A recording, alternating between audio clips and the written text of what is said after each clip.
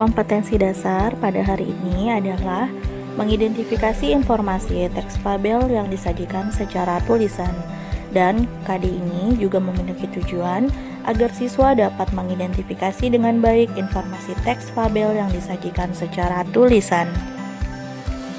Pada pembelajaran di semester ganjil yang lalu, kita pun pernah membahas tentang dongeng. Hari ini Miss juga akan membahas sedikit tentang pengertian dongeng. Dongeng adalah cerita hayalan atau cerita fiksi. Sementara itu, untuk penulis dongeng sendiri jarang diketahui penulisnya. Untuk penyebaran cerita dongeng ini sendiri di kalangan masyarakat, itu pun lebih banyak dari mulut ke mulut. Untuk jenis dongeng itu ada beberapa, diantaranya adalah ada legenda, ada fabel, ada sage, ada mitos, dan ada cerita jenaka. Dan pada pembelajaran kali ini kita akan khusus membahas tentang dongeng fabel. Apa itu dongeng fabel? Simak penjelasan berikut ini. Dongeng fabel adalah yaitu cerita kehidupan yang diperankan oleh hewan. Atau bisa juga dikatakan bahwa fabel adalah cerita yang menceritakan kehidupan binatang atau hewan yang berperilaku seperti manusia.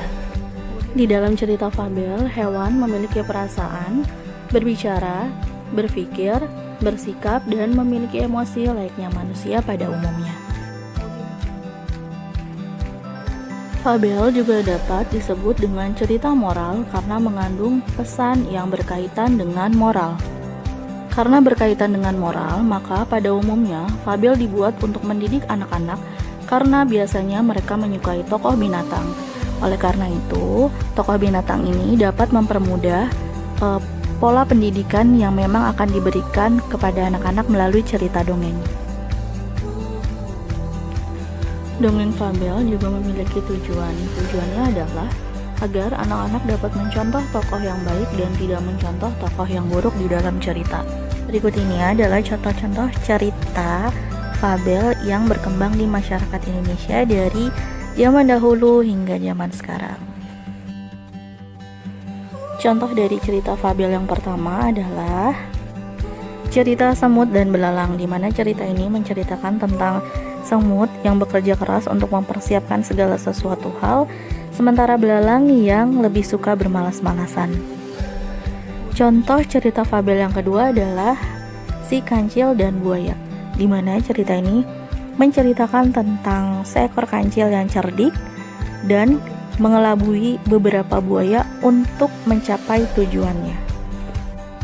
Dari dua cerita ini kita dapat tarik kesimpulan atau pesan moral yang dapat kita ambil adalah jika kita punya permasalahan, tidaklah boleh kita berpasrah diri atau menyerah. Kita harus tetap terus berpikir cerdik seperti apa yang dilakukan oleh si kancil.